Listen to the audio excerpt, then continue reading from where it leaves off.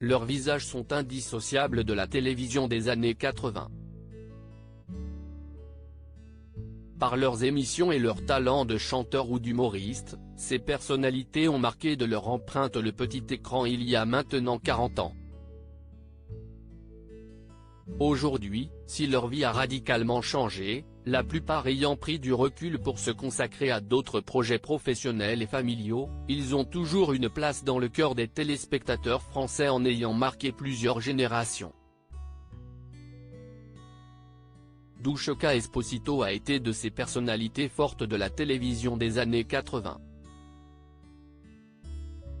Ambassadrice de Disney entre 1984 et 1989, elle a interprété plusieurs tubes qui ont rencontré un vif succès populaire, ce qui lui a ouvert les portes des plateaux de télévision. Dans le registre des pionnières, Maïté a défendu et mis en valeur la gastronomie française à la télévision pendant de nombreuses années. Avec son accent du sud-ouest, elle est très vite rentrée dans le foyer des Français avec notamment la cuisine des mousquetaires. Désormais, elle a opté pour un retour dans l'anonymat, dans son village natal, entourée de sa famille.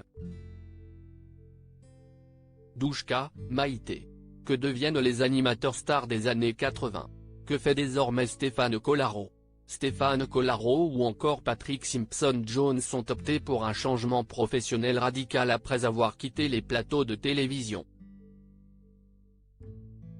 Le premier, qui a été l'animateur du Collaro Show et du Bébête Show sur TF1, se trouve désormais sur l'île de Saint-Martin où il s'est reconverti dans l'immobilier de luxe.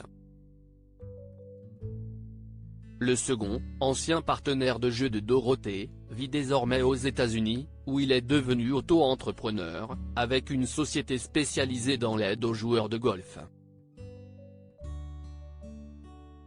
D'autres animateurs stars des années 80 n'ont en revanche pas quitté définitivement les radars médiatiques.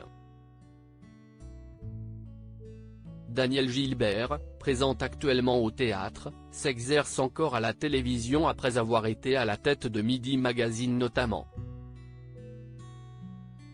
L'ancien présentateur des journaux télévisés, Bruno Mazur, fait encore régulièrement parler de lui avec ses avis tranchés.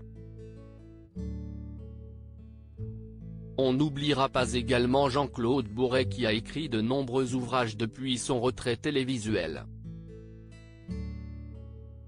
Il marque encore les esprits avec son avis spécifique autour des extraterrestres. Crédit photo, Cédric Perrin.